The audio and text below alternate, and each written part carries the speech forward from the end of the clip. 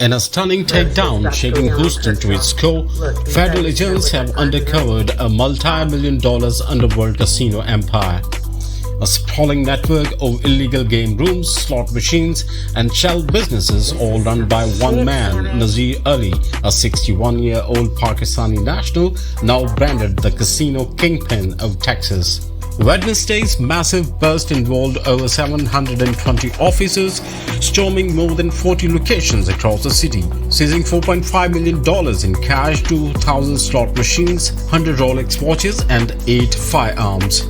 Authorities say Ali funneled the criminal profits totaling over $22 million in high-end real estate and luxury assets, using his own family members and undocumented immigrants as pawn in a game rigged from the start. But the real twist, the dirty cop Ali paid over $500,000 to stay quiet, wasn't corrupt at all. He was an undercover federal agent feeding every move back to law enforcement, a masterstroke that led to the empire's collapse. Two remain on the run. Authorities say the manhunt is active and justice is just getting started.